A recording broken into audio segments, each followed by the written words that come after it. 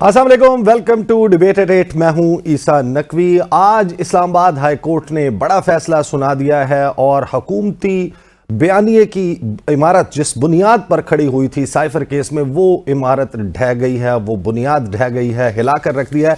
Islamabad high court ने जो फैसला दिया उसके मुताबिक शहीद कुरैशी और साबिक वज़ीर आज़म बानी चेयरमैन तहरीक इंसाफ इमरान खान दोनों को बरी कर दिया है। लेकिन हुकूमत ने इस हवाले से बड़ा स्ट्रांगली रिएक्ट किया है। वज़ीर आज़म के कोऑर्डिनेटर लीगल अफेयर्स के ऊपर बैरिस्टर अकील मलिक, वो ये कहते हैं कि अदालतों को देखना चाहिए था इस मामले को किसी और तनाजुर में और फैसला करते हुए कुछ और जहन में रखने की जरूरत थी। क्या कहा बैरिस्टर अकील मलिक ने, सुनिए। कौमी सलामती के आगे उससे बढ़कर कोई चीज नहीं है। इस पे सियासत की गई वो तो एक तरफ है। ऑब्वियसली जब तफसीली फैसला आएगा, इसको प्रोसिक्यूशन फैसला पढ़ने के बाद ये फैसला करेगी कि इसमें सुप्रीम कोर्ट अपील में जाना चाहिए या नहीं जाना चाहिए। लेकिन जो एक बात वाजे है, इज्जत माब अदालतों को भी इसको इस पहराए में देखना चाहिए था कि कौमी सलामती का जहां मामला आ जाए वो बड़ा एक सेंसिटिव, बड़ा पेचीदा मामला होता है। इसको नेशनल सिक्योरिटी के पहराए में देखा जाता और इसको रीट्रायल की तरफ भेजा जाता। साइफर एक हकीकत थी, हकीकत है, और नेशनल सिक्योरिटी पे अगर कॉम्प्रोमाइज किया जाएगा, खुदा ना खास्ता, तो ये आप एक पेंडोरा बॉक्स खोल रहे हैं। क्योंकि कल को कोई भी सियासी जमात अपने सियासी मकासद को पूरा करने के लिए नेशनल सिक्योरिटी को एट पेरिल कर सकते हैं। हैरानकुन तौर पर पाकिस्तान में ट्विटर बैन होने से पहले ये हैशटैग पाकिस्तान तहरीक इंसाफ चलाया करती थी कि साइफर एक हकीकत है। लेकिन आज हमें हुकूमत कहती हुई नजर आ रही है कि साइफर एक हकीकत थी और एक हकीकत है। साथ ही आज सुप्रीम कोर्ट ऑफ पाकिस्तान में, पाकिस्तान की सबसे बड़ी अदालत में जो सबसे बड़ा मुकदमा ज़ेर समाअत था, वो मामला है मखसूस नशिस्तों का, जिसमें ओवर एंड अबव सीट्स जो हैं वो सस्पेंड हैं इस वक्त, जो कि सुन्नी इत्तेहाद काउंसिल कहती है कि हमारे हिस्से की बनती हैं। पाकिस्तान के आइन की मंशा क्या है, इस हवाले से आज फुल कोर्ट बैठा हुआ था। जो रिमार्क्स आए वो रिमार्क्स बड़े दिलचस्प थे। इन तमाम मामलात के ऊपर आज प्रोग्राम में गुफ्तगू होगी। मुझे प्रोग्राम में स्टूडियोज़ में ज्वाइन जनाब नईम पंजोता साहब, पाकिस्तान तहरीक इंसाफ से ताल्लुक़ है। साथ ही मुझे ज्वाइन कर रहे हैं राना एहसान अफजल साहब, पाकिस्तान मुस्लिम लीग नवाज से ताल्लुक़ है और कोऑर्डिनेटर हैं वज़ीर आज़म शहबाज शरीफ के। कंवर दिलशाद साहब फॉर्मर सेक्रेटरी हैं इलेक्शन कमीशन ऑफ पाकिस्तान और फॉर्मर मिनिस्टर हैं पंजाब हुकूमत में, वो मुझे ज्वाइन कर रहे हैं। और आबिद जुबैरी साहब माहिर कानून, वो मुझे ज्वाइन कर रहे हैं। गुफ्तगू का आगाज़ नईम पंजोता साहब आपसे करेंगे। फैसला आ गया पाकिस्तान तहरीक इंसाफ, अब आप किस तरीके से आपका, यानी कि ज़ाहिर है कि एक केस नहीं है, केसेस भी बेशुमार हैं। आज कमरे अदालत में हमने देखा कि शाह महमूद की कुरैशी साहब की जो फैमिली है, वो फैमिली फरते जज्बात जो है वो काबू नहीं रख सकी। उनकी दुख्तर को मैं देख रहा था, वो बड़ी बिलक बिलक कर रो रही थी जिस वक्त ये फैसला सुनाया गया। कुरैशी साहब बाहर आ रहे हैं। बहुत शुक्रिया जी, बड़ी नवाज साहब ने मौका दिया। कुरैशी साहब की हद तक जो है 9 मई के मुख्तलिफ केसेस के अंदर उनकी गिरफ्तारी है और उसमें पुलिस ने रिमांड लिया हुआ है और बुध को वो अप्लाई करने जा रहे हैं। अभी जैन भाई से बात हुई थी, वो बता रहे थे और इसी वजह से उन्होंने गिरफ्तारी डाली 1 साल के बाद 9 मई के केसेस के अंदर, कि यहाँ से अगर साइफर केस में सज़ा जो है वो ख़त्म होती है, उनकी सज़ा जो है वो कलअदम करार दी जाता है, फैसला जो जजमेंट थी, तो उसके बाद इस 9 मई के केसेस के अंदर उनको गिरफ्तार किया जाए। और उसी वजह से उस दिन हमने भी ये बात की थी कि जो यौम तकवीर डे मनाया गया, उसके दूसरे दिन ही अगर उस केस को साइफर को रख लिया जाता तो उस दिन सज़ा जो है वो ख़त्म हो जानी थी। लेकिन ऐसा नहीं किया गया और उसी वजह से उनकी नए मुकदमात में गिरफ्तारी डाली गई है। अब खान साहब के हवाले से हमें यही कंसर्न हैं। एक तो मैं इस केस के हवाले से बात करना चाहूँगा कि ये एक बड़ा ज़बरदस्त फैसला है और मैं यही समझता हूँ कि अगर इंसाफ देना है 30 साल के बाद, 40 साल के बाद, 50 साल के बाद, तो इंसाफ में डिले नहीं होना चाहिए। और अब देख लें कि आप किस तरह से एक झूठा केस बनाया गया। जो कभी कहते थे कि साइफर बिल्कुल आया ही नहीं है, जो कहते थे कि जनाब साइफर है ही नहीं, कभी कहते हैं गुम हो गया, कभी कहते हैं उन्होंने अपने पास रख लिया। तो यानी कि ये बार बार स्टेटमेंट सारे बदलते रहे हैं। नेशनल सिक्योरिटी काउंसिल की मीटिंग जो हुई, उनके अंदर जब बात एडमिट की गई कि साइफर आया और उसके ऊपर डीमार्च किया गया, डीमार्च इसी वजह से किया जाता है ना, कोई उसमें मिठाई वाला कोई एलिमेंट तो नहीं होता कि खुशी की बात थी, तो डीमार्च अमेरिका को फिर किया गया। अमेरिका जिसके जो है वो एक मैसेज के ऊपर ये वजीर आजम को हटा देते हैं, उसको डीमार्च कर सकते थे। सही। मुझे बताएं, जस्टिस आमिर फारूक के हवाले से पाकिस्तान तहरीक इंसाफ का बड़ा सख्त मौक़िफ़ रहा है। आप लोग कहते हैं कि आज उनके रिमार्क्स और वो, सो यू आर सेटिस्फाइड कि Islamabad high court chief justice Aamir Farooq साहब के हवाले से तो कोई हम सेटिस्फाई नहीं है, किसी तरह से नहीं है। अब देखिए ना कि इस केस के अंदर प्रोसिक्यूशन जो जो है वो नाकाम रही है। अगर आप आर्गूमेंट्स पिछले देखें या रिमार्क्स देखें तो आपको नजर आ जाएगा, आज भी जो आर्गूमेंट्स हुए और जो रिमार्क्स, जो सवाल किया गया, कोई सवाल का जवाब नहीं। साइफर का मतन प्रोसिक्यूटर खुद कह रहे हैं कि वही है जो इमरान खान कह रहे थे कि अगर नहीं हटाओगे तो तुम नताइज भुगतोगे। तो फिर जब बात ही एडमिट कर ली गई है हर चीज की कि कोई चीज है ही नहीं उसके अंदर और प्रोसिक्यूशन के पास कोई एविडेंस ही नहीं थी, कोई बात का जवाब ही नहीं था, तो मैं ये समझता हूं कि इस केस के अंदर जो फैसला दिया गया है, क्योंकि उस केस के अंदर था ही कुछ नहीं, और जिस तरह से उजलत में चलाया गया, बार बार अदालत ये कहती रही कि 1 घंटे के दौरान 77 सफात पर मुश्तमिल आपने फैसला जो है वो सुना दिया, तो ये किस तरह ट्रायल चला है, किस तरह? अब वो चाह रहे थे कि दोबारा रिमांड हो, ठीक है कि ये 10 साल का नहीं मामला, ये 2 साल का मामला है। पहले 2 दफा आप रिमांड करवा चुके हैं कि ताकि खान साहब और शाह साहब अंदर हैं, तो आज भी उनकी ये बदनीति थी। तो ये सारी चीजें देखते ही उन्होंने कहा कि ये इसके अंदर कोई जान नहीं। Right to fair trial follow नहीं हुआ, ड्यू प्रोसेस फॉलो नहीं हुआ, इसके हवाले से जो प्रोसिक्यूशन टीम का हिस्सा रहे हैं लोग, शाह खबर साहब ने मेरे प्रोग्राम में कहा कि जिस तरीके से ट्रायल चलाया गया, तो जो जज जिन्होंने फैसला दिया था अबुल हसनात जुल्करनैन, वो इंसाफ अभी फराहम कर रहे हैं ना, ये आपके इल्म में है? हाँ जी बिल्कुल, अभी से इंसाफ फराम कर रहे हैं और इंसाफ को उसी तरह से कत्ल कर रहे हैं और उसी तरह से उनके खिलाफ रेफरेंस हम दायर करेंगे। और खान साहब ने हदायत जारी की थी और इंशाल्लाह उनके खिलाफ होना चाहिए। जो ऐसे जजेस जो इस तरह के फैसले देते हैं, जो जानबूझकर अलाउ करते हैं, 3 दिन के अंदर 5 दिनों के अंदर 3 फैसले सुनाए गए थे और इलेक्शन से पहले एक बदनीति थी जो जानबूझकर सुनाने थे कि लोगों के अंदर मायूसी हो। सही। आबिद जुबैरी साहब ये बताइएगा कि जो जजेस हैं और जजेस के हवाले से जाहिर है कि वर्डिक्ट्स होते हैं वो टर्न डाउन हो जाते हैं हायर कोर्ट से, लेकिन एक साबिक वज़ीर आज़म, एक साबिक वज़ीर ख़ारजा, एक ऐसा केस जो कि इलेक्शन से बिल्कुल पहले जो है वो सुनाया गया और इतना संगीन केस के जिसमें सज़ा जो है वो सज़ाए मौत हो सकती थी और जो पनिशमेंट है वो रिगरस पनिशमेंट और बड़ी पनिशमेंट जो मैक्सिमम थी वो सुनाई गई। तो क्या जो रेफरेंसेस की बात करती है हुकूमत, कभी काली भेड़ें कह देती है, तो जो जज हैं, ऑनरेबल जज जिन्होंने ये फैसला सुनाया इस केस की पर्टिकुलरली मैं बात करूँ, तो क्या रेफरेंस आ सकता है?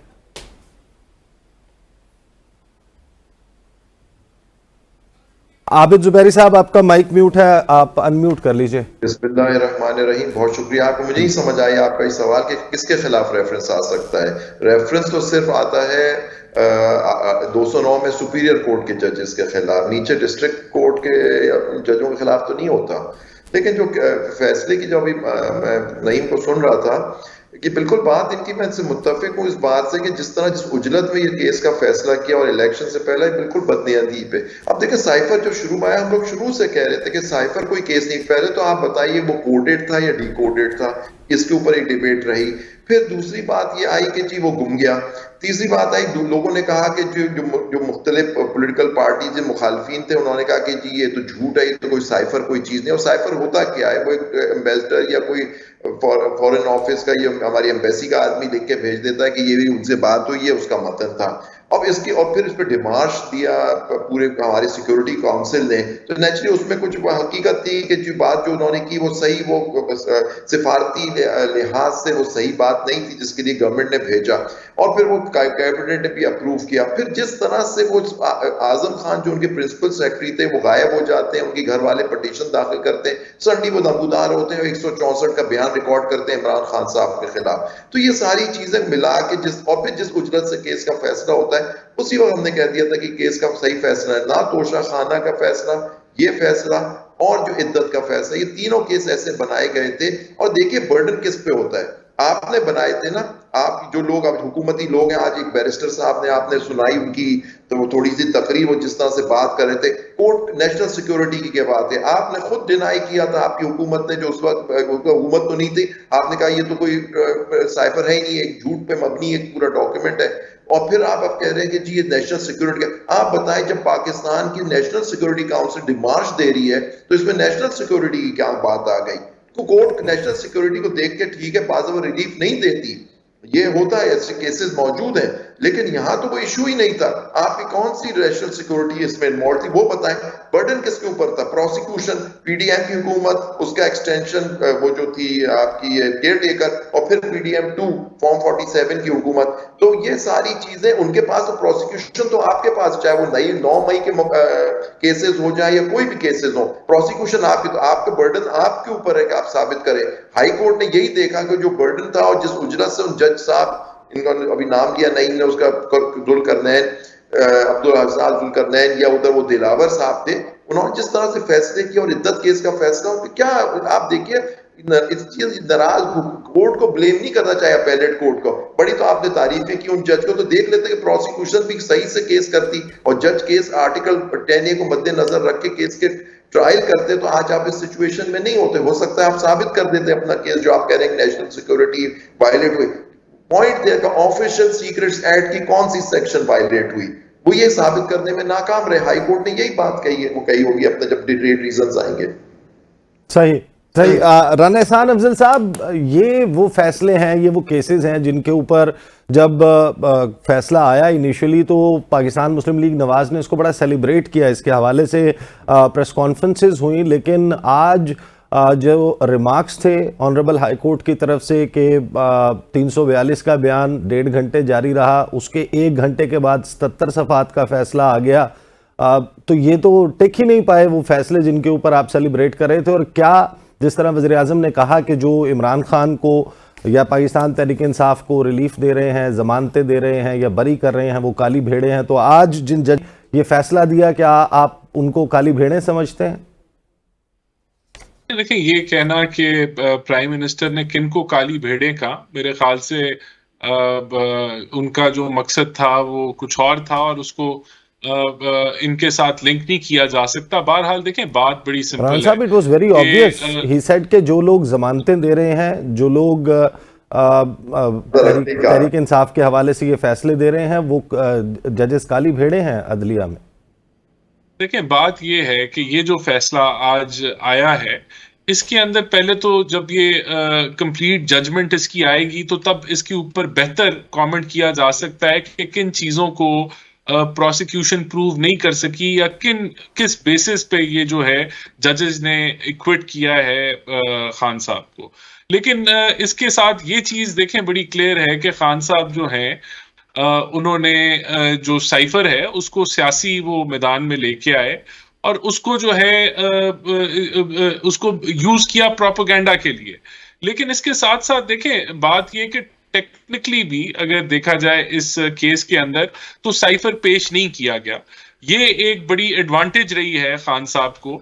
अब वो साइफर किस लिए नहीं पेश किया गया, क्योंकि वो अगर पेश कर दिया जाए तो वही जो मामलात जो पहले जिक्र जिसका होता रहा कि जो कोड है वो पाकिस्तान का लीक हो जाएगा और जो दीगर साइफर के जरिए जो कम्युनिकेशन होती रही वो डीकोड हो जाएगी। तो सर, आप उसको एन्क्रिप्टेड फॉर्म में नहीं, आप उसका टेक्स्ट अदालत में पेश कर सकते थे। यही तो हैरानकुन बात है कि एक साबिक वज़ीर आज़म, एक साबिक वज़ीर खारजा को एक ऐसे डॉक्यूमेंट पे सजा सुनाई गई जिस पर जरा हुई। वो डॉक्यूमेंट ना जज ने देखा, ना प्रोसिक्यूशन ने देखा, ना वकला ने देखा। देखिए, क्यों नहीं देखा? आपके ख्याल से इसकी क्या वजह हो सकती है कि अगर उस डॉक्यूमेंट को पेश कर दिया जाता, उसको टेक्स्ट ही पेश कर दिया जाता, तो उस जो कोडेड होता है, कोड अगर किसी ने हैक कर लिया है और टेक्स्ट भी उसके पास आ गया है तो वो कोड ब्रेक कर लेगा ना। यही एक वजह समझ आती है एक आम आदमी को कि ये इस वजह से उसको नहीं पेश किया होगा, वरना तो उसको पेश कर देते। तो अगर इन तकनीकी बुनियादों की वजह से खान साहब को कोई एडवांटेज मिल गया है तो आई एम श्योर प्रोसिक्यूशन जो है अपने इसको स्टडी करेगी जब ये डिटेल्ड डिसीजन आएगा और फिर इसके ऊपर अपील दायर करेगी। तो ये मामला अभी रुका नहीं है, ये आगे बढ़ेगा। बहरहाल एक चीज मैं आपको बड़े क्लैरिटी से बताना चाहता हूं कि साइफर था, उसमें तो कोई शक नहीं है, लेकिन जो कंस्पिरेसी की साजिश जो कहा इल्जामात लगाए गए कि ये अमेरिकन हुकूमत, अब अमेरिका ने कोई साजिश की है, फंडिंग की है और उन फंडों के बुनियादों पे हमारी हुकूमत गिराई गई है, ये झूठा प्रोपेगेंडा खान साहब ने किया। हम इस पे कायम है इस बात के ऊपर, और उन्होंने जहन साजी की कौम की। और उस जहन साजी की बुनियाद में जो इश्तियाल आपने 9 मई को देखा वो एक वजह बनी। तो ये एक पूरी कड़ी कड़ी से मिलती है और डेफिनेटली इसके अंदर अदालतों ने जो चीज एक पहलू मिस किया वो नेशनल सिक्योरिटी का था और वो उनको देखना चाहिए था। अगर इधर लेकिन मिस राणा हो साहब, गया मैं भी तो अदालत में अगली मौजूद अदालत था। में जब मैं भी अदालत में इस केस के दौरान तमाम समातें तो नहीं, लेकिन कुछ समातों के ऊपर मैं भी गया हूं। प्रोसिक्यूशन जो है वो ये कोशिश ही नहीं कर रही थी कि अपने उस केस को वो साबित कर सकें, अदालत के सामने अपनी जो है वो वजूहात पेश कर सकें। उनकी तो कोशिश ये नजर आती थी कि इसको रिमांड बैक कर दिया जाए।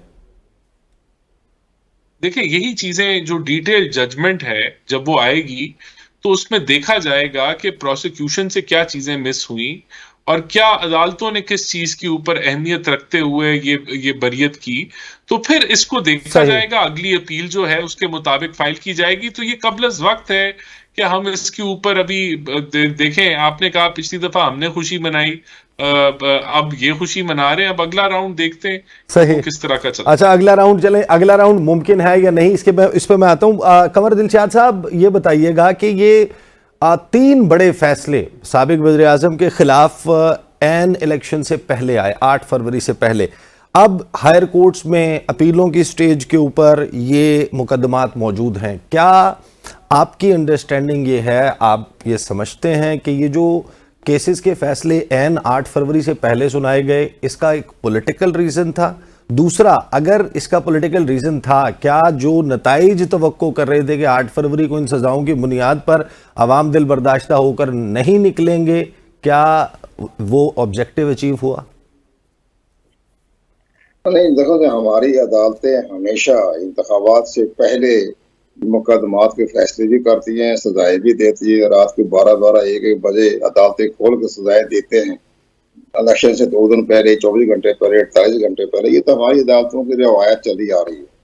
लेकिन उसमें लेकिन आवाम का अपना एक रुझान है। इस दफा चूंकि आवाम के अंदर एक वोटर्स का जो है खास शोर जो पैदा हुआ, तमाम सियासी पार्टी ने फायदा उठाया, तमाम सियासी पार्टियों को वोट पड़े हैं। लेकिन सबसे बड़ी अहम बात ये जो आप सैफर केस की बात बता रहे हैं, इस सैफर केस का तो जिस वक्त जो उनके जो असिस्टेंट सेक्रेटरी हैं मिस्टर रोल जो उनका नाम था, तो उन्होंने जो कांग्रेस कमेटी के सामने जो इसका अपना मौका पेश किया था, वो उन्होंने सब तरदीद करती थी। उन्होंने उसके बाकायदा कहा था इसका कोई ऐसी है, हमारी गपशप थी, हमारी चिट चैट थी, हमारा लंच पे था, उस पर हमने बातें की और अम्बेसडर साहब ने इसको बना के एक सैफर केस बना के वो पाकिस्तान गवर्नमेंट को भिजवा दिया।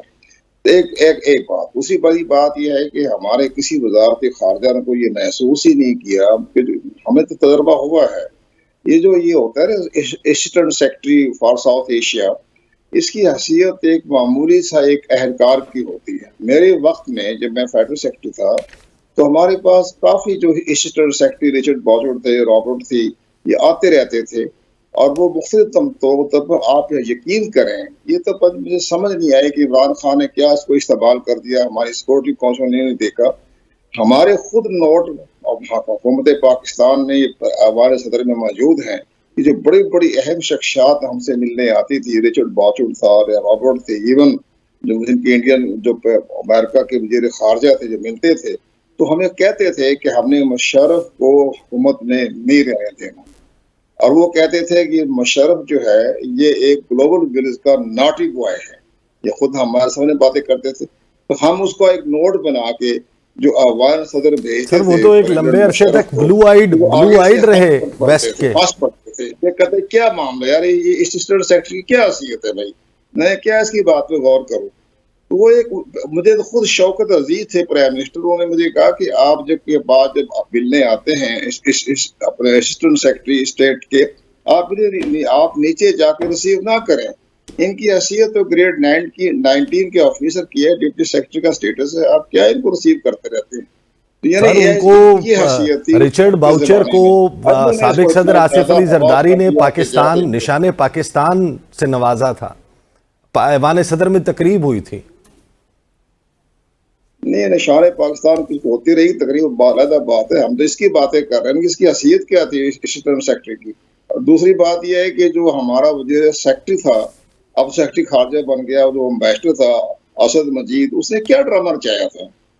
भी एक मामूली बातें हुई हैं, चिट-चैट बातें कर रहे हैं, अपने अपने हार्ड ड्रिंक पर बातें कर रहे हैं, शराब पी जा रही है, हल्के-फुल्के लंच की जा रहा है, उस पे जो बातें कर दी, उसमें से ड्रामा बना दिया असद मजीद ने। उसको तो कोर्ट मार्शल करना चाहिए था, और उसको तो किसी गवर्नमेंट ने उसको बहुत बड़ी अहम पोस्ट पे लगा दिया, सेंट्रल एशिया की कमेटी का। सर असद मजीद उसको साहब का तो कोर्ट ये मार्शल काम करना है चाहिए एक एम्बेसडर का कि अगर कोई मीटिंग हुई है उस मैं मीटिंग के क्या मिनट्स काम वो रहा है? वापस आम भेजेगा चिट्ठियां साइफर होती की रहती सूरत है। में। आप हमारे नोट पढ़ लें जनाब, मैं बताता हूँ, हमारे नोट पढ़ लें, उसमें ये लिखा हुआ था कि हमने मुशर्रफ को हुकूमत में नहीं रहने देना, ये नॉटी बॉय है ग्लोबल विलेज का। इससे खतरनाक बात वो क्या कह सकते थे? लेकिन हमने नोट लिख के भेजे, उन्होंने कहा ठीक, हंस के टाल दिया, उन्होंने कहा ठीक है, उन्होंने बातें कर लेते, क्या फर्क पड़ता है हमें। एक असिस्टेंट सेक्रेटरी का खत पड़ गया, इन्होंने ड्रामा बना दिया, इमरान खान ने भी ड्रामा बना दिया, वो जलसों में लहराते फिरते रहे। हमारी नेशनल सिक्योरिटी काउंसिल ने भी नहीं देखा कि भाई असिस्टेंट सेक्रेटरी की हैसियत क्या होती है।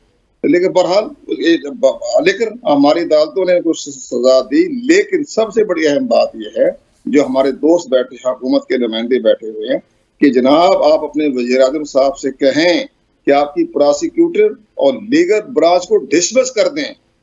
इन्होंने इसको संजीदगी से मसला नहीं लिया, अटॉर्नी जनरल को हटा दें।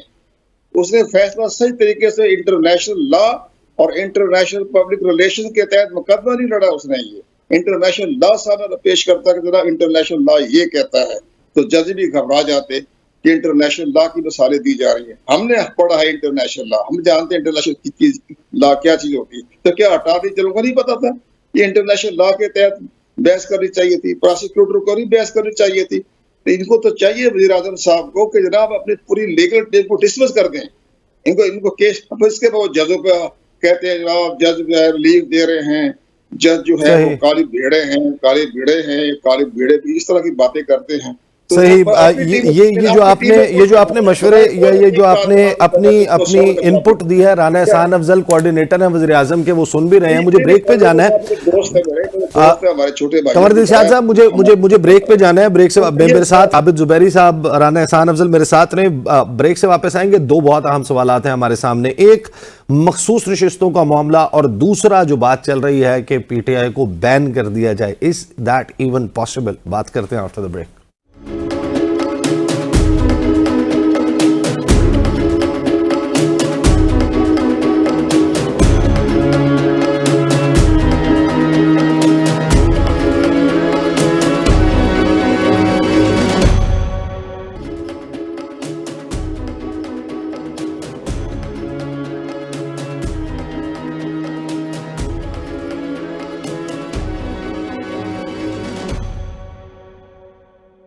Welcome back after the break. Pakistan की सबसे बड़ी अदालत सुप्रीम कोर्ट ऑफ पाकिस्तान में इस वक्त जो मुकदमा अहम तरीन जेर समात है वो है मखसूस नशिस्तों के हवाले से।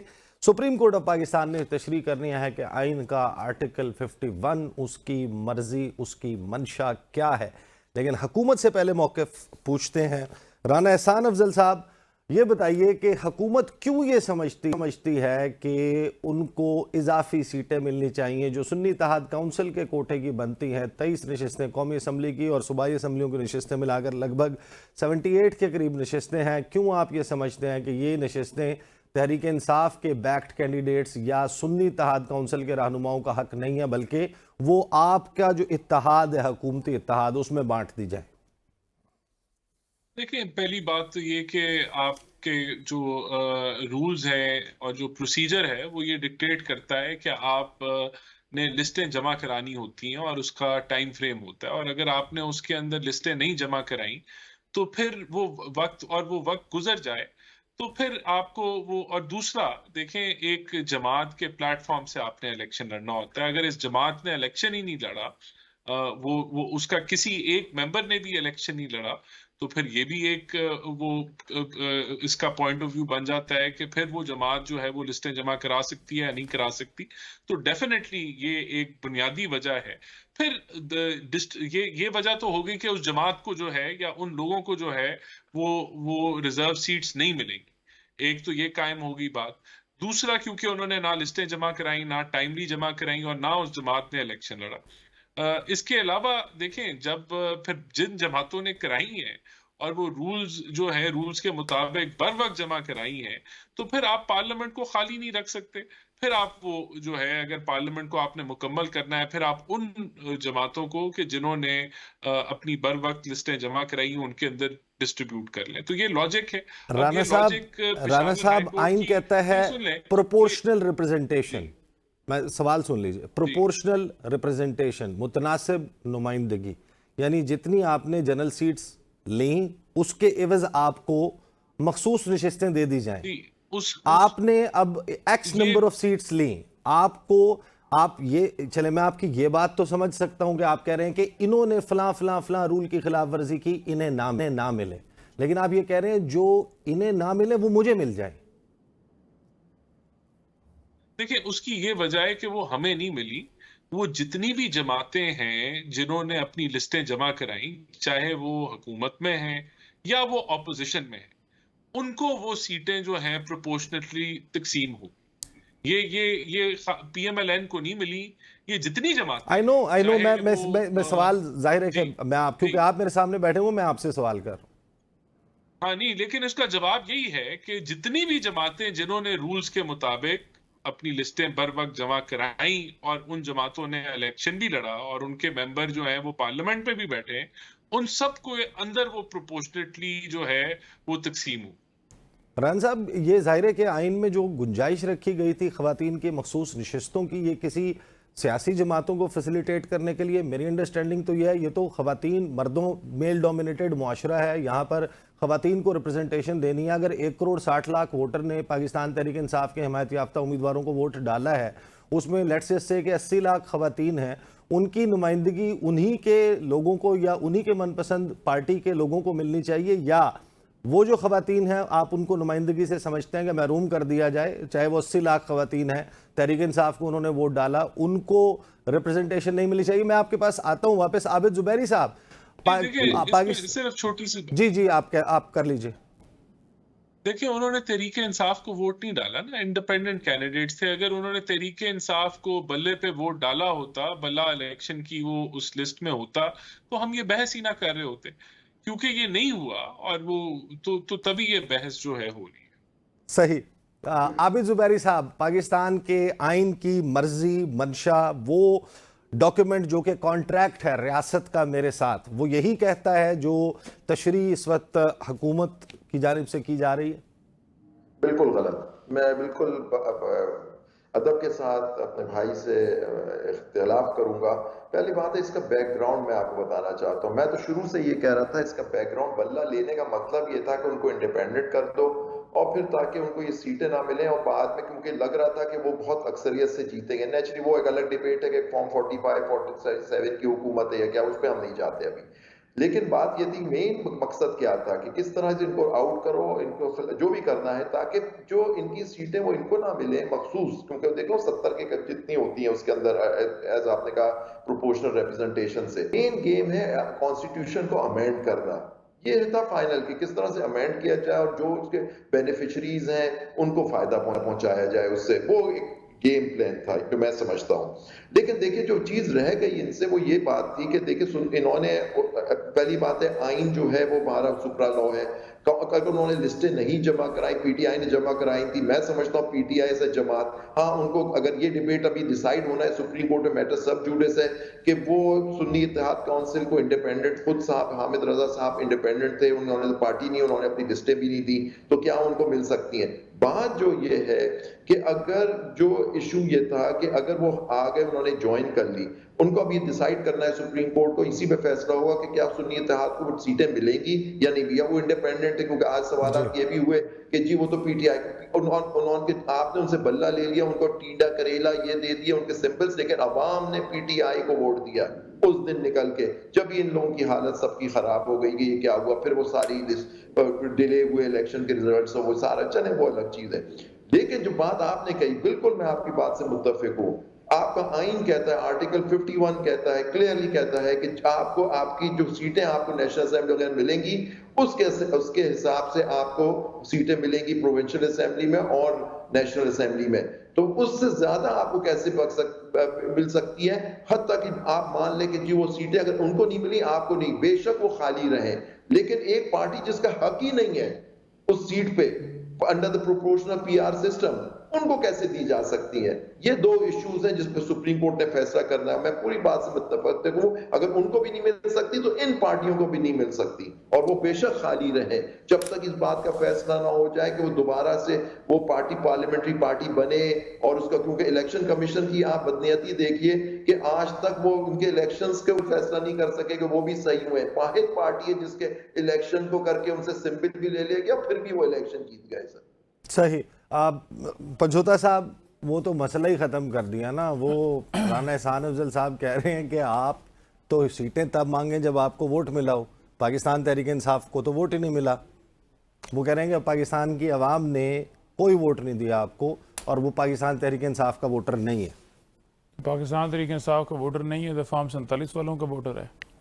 वो फॉर्म 47 वाले जो इस्लामाबाद हाई कोर्ट के अंदर केस लगता है और सर्टिफाइड कॉपी अगर कही जाती हैं तो वो नहीं आते, वो भाग जाते हैं। उनको कहा जाता है कि जनाब आकर दें। वो जाकर दरख्वास्त देते हैं इलेक्शन कमीशन में कि ट्राइब्यूनल के ऊपर हमें एतराज़ है, क्योंकि जो ये ट्राइब्यूनल बनाया गया है ये लग रहा है कि ये बहुत ज़्यादा स्पीड में है, तो लिहाजा ये बदनीति की बुनियाद के ऊपर मबनी है। ये स्पीड जो है तेज़ नहीं होनी चाहिए, इसका फैसला ज़रा लटक के होना चाहिए ताकि 5 साल गुजर जाएँ तो 5 साल के बाद फैसला हो और वाकई कहा कानून जाए। में भी है कि 6 माह में फैसला सुनाना होता है ट्रिब्यूनल। तो आप पटिशन तो उनके देखे ना, उन्होंने इलेक्शन कमीशन में दरखास्त दे दी है। जी मैंने देखी। इस वजह से दे दी है क्योंकि ये सारे इस तरीके से धांधली करके फॉर्म 47 बनाकर ये आए हैं। फॉर्म 45 के मुताबिक तो ये बिल्कुल फारिग हैं। नवाज शरीफ हों, मरीम नवाज साहब हों, ये तमाम इनके लीडरान, कोई भी नहीं जीता हुआ। और अगर मैं मखसूस नशिस्तों की बात करूं तो देखें, सबसे पहले इंटर पार्टी इलेक्शन 2022 में हुआ हमारा, हमने अपने आइन के मुताबिक ठीक करवाया। अभी भी एक बिला मुकाबला सदर बने हैं।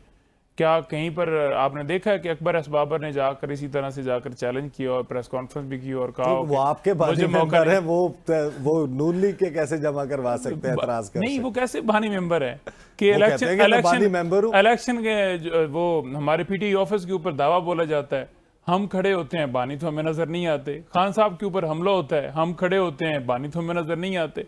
9 मई के ऊपर कोई एक स्टेटमेंट दिखा लें कि उन्होंने खान साहब के हक में दी। ये कैसा बानी पीटीआई है?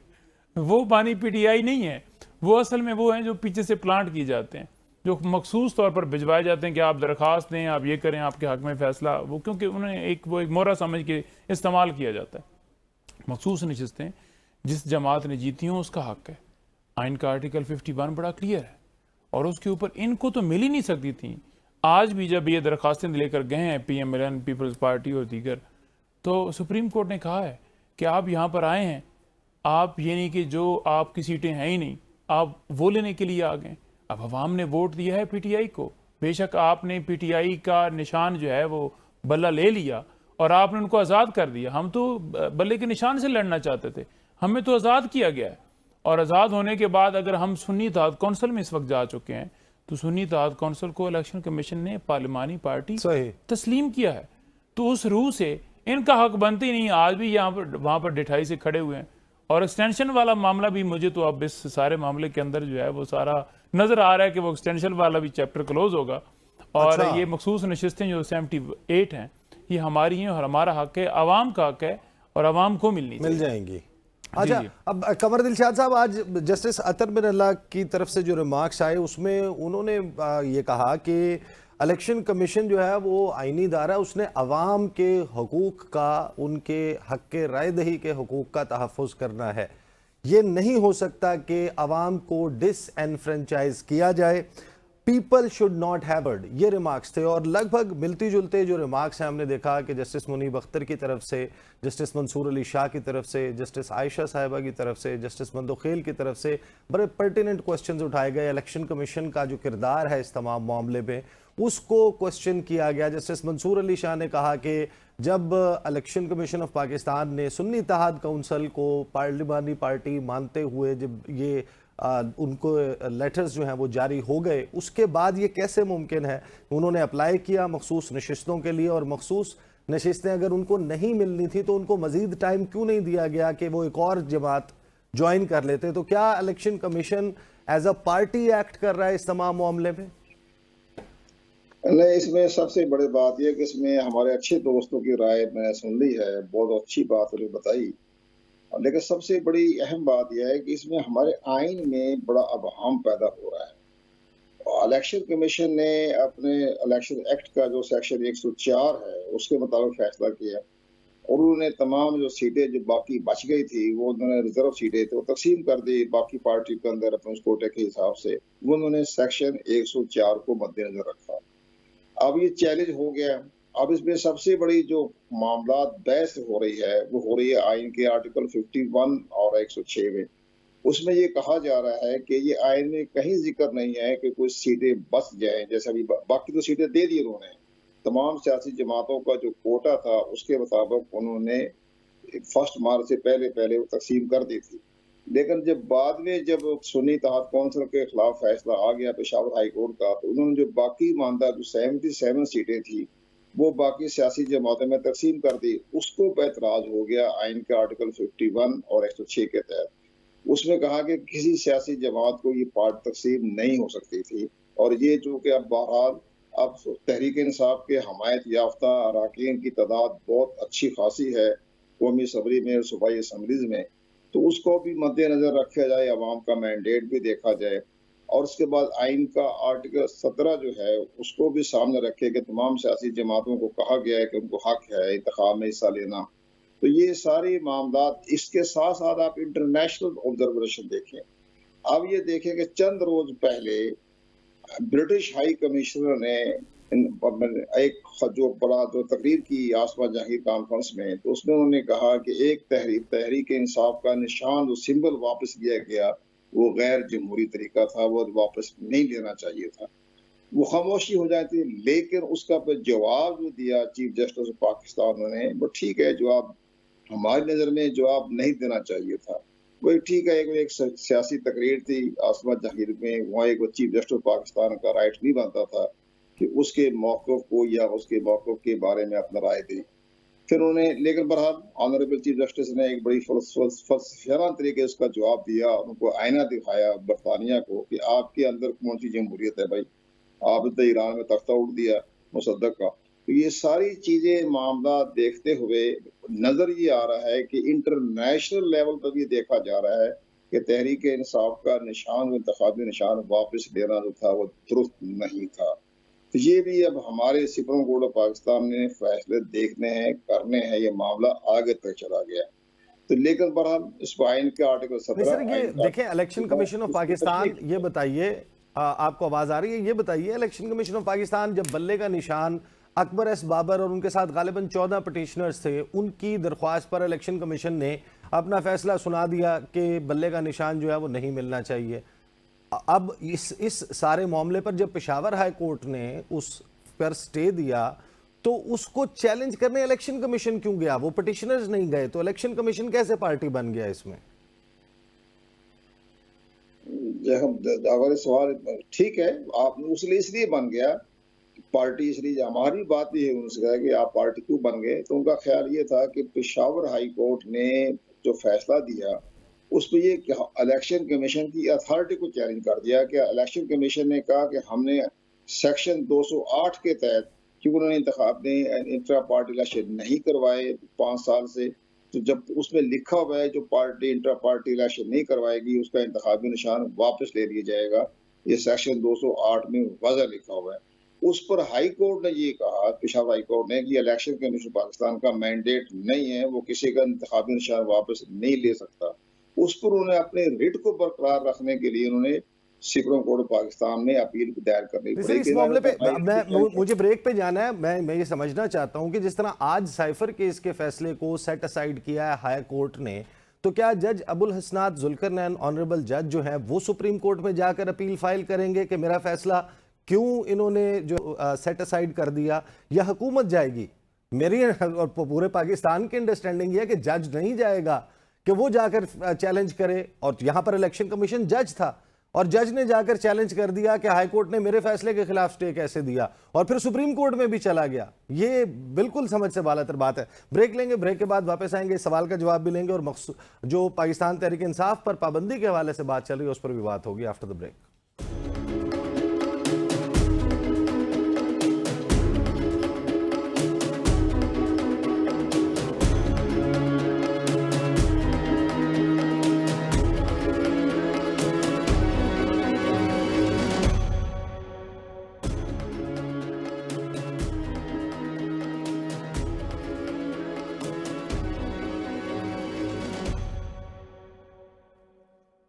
Welcome back after the break.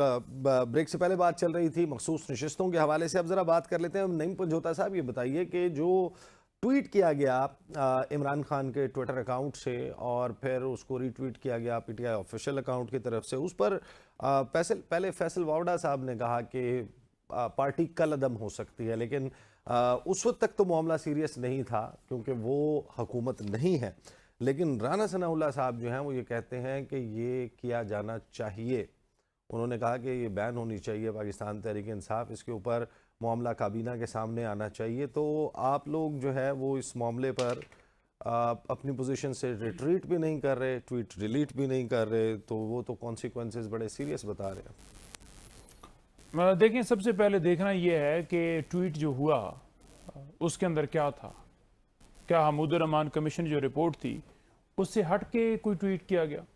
क्या हमूद रहमान कमीशन रिपोर्ट के अंदर जो फैक्ट्स थे, जो कि उस वक्त 1971 के अंदर जो हमारा मुल्क जो है वो 2 हिस्सों में तकसीम हुआ, क्या उससे हट के कोई चीज़ बताएगी? और हमूद रहमान कमीशन जो है क्या पाकिस्तान तहरीक इंसाफ की हुकूमत के अंदर बना है?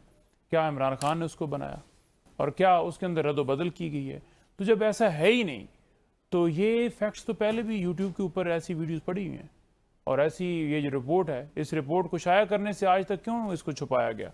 और ये कह देना जनाब कि इनके ऊपर पाबंदी लगा दी जाए, तो पहले दिखाएं कि कौन सी आज़ादी इस मुल्क के अंदर है। क्या यहाँ पर साफ़ी वो आज़ाद है? आप कह रहे हैं कि आप ऑलरेडी प्रैक्टिकली बैंड हैं। बैंड है? वो किस तरह से बैंड है? वो इस तरह से हैं कि जलसे की, जुलूस की, रैली की आपको इजाजत नहीं है, आपके घरों में छापे, आप बात नहीं कर सकते, आप बोल नहीं सकते। साहब से पूछने दे। राना साहब ये बताएं, रेफरेंस ला रहे हैं आप लोग काबीना में जो बात की है राना सनाउल्लाह साहब ने? देखें, बात ये हमारी कोई ख्वाहिशात के ऊपर तो नहीं होना। अगर FIA इन्वेस्टिगेट कर रहा है और ऐसे शवायद आते हैं कि रेफरेंस लाने की जरूरत है तो बिल्कुल लाया जाएगा।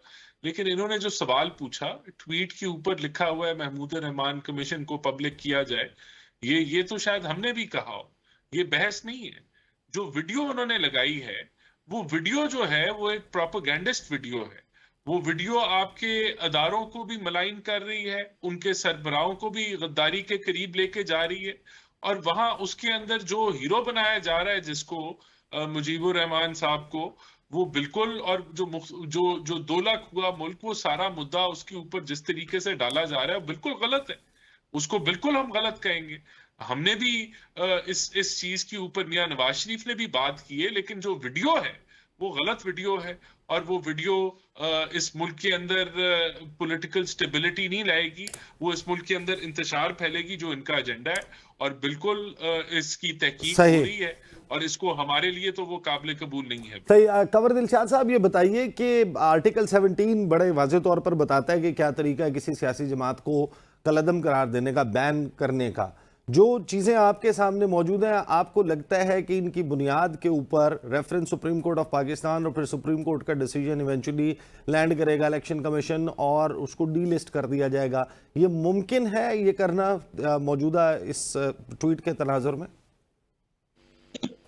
देखें, ये असूली तौर पर तो तहरीक इंसाफ के बानी को इस मामले में बहस में हिस्सा लेना ही नहीं चाहिए था कि हमूद रहमान कमीशन का तहरीक इंसाफ से क्या ताल्लुक।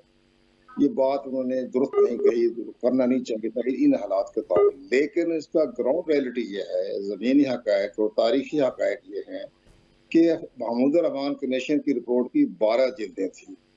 11 जिल्दें तो ख़त्म कर तलफ कर दी जरूर साहब ने। एक जिल्द कहीं बच के आ गई थी जिसकी बना पर वो इंडियन में छपती रही। बाद में जनरल परवेज मुशर्रफ ने हुक्म जारी कर दिया, बीच उसको शाया कर दे। वो 536 पेज है उसके, शाया हो गई। तो पहली बात, वो 11 जिल्दें कहाँ चली गई? उन 11 जिल्दों में बड़े बड़े सियासी जमातों के नाम भी हैं कि जिन्होंने पाकिस्तान को बाकायदा डिसइंटीग्रेशन करने में बड़ा अहम रोल अदा किया। तो वो तो है ही नहीं। इसी तरह से ये मामला जो है इसका दुरुस्त नहीं है, वो रेफरेंस नहीं जा सकता। रेफरेंस जाएगा सुप्रीम कोर्ट ऑफ पाकिस्तान इसके बारे में। पहली बात तो रेफरेंस जाएगा नहीं, सियासी स्कोरिंग हासिल कर रहे हैं। अगर इन्होंने करना था सही मायनों में रेफरेंस भिजवाना था तो सैफर केस के बारे के बाद भिजवानी, 9 मई के वाक़े के बाद वो रेफरेंस पार्टी को बैन। सही, very important point Kanwar Dilshad साहब के। अगर ये काम इनिशिएटिव के बाद नहीं किया गया तो अब कैसे किया जा सकता है? ये है पाकिस्तान का सियासी मंजरनामा और अदालती महाज के ऊपर आने वाले दिन भी बहुत अहम है। इस्लामाबाद के हलकों के हवाले से ट्रिब्यूनल क्या करेगा, इलेक्शन कमीशन क्या फैसला देगा, और फिर जो मामला है तौहीन अदालत उसकी कार्रवाई, फैसल वाडा के खिलाफ, मुस्तफ़ा कमाल के खिलाफ, ये तमाम मामला आने वाले दिनों में सुप्रीम कोर्ट में होंगे। मखसूस नशिस्तों का फैसला का मामला भी कल सुप्रीम कोर्ट ऑफ पाकिस्तान में 11 बजे होगा। इन तमाम मामलों पर गुफ्तगू का सिलसिला जारी रहेगा। अब तक के लिए इतना ही, इजाज़त दीजिए, अल्लाह हाफिज़।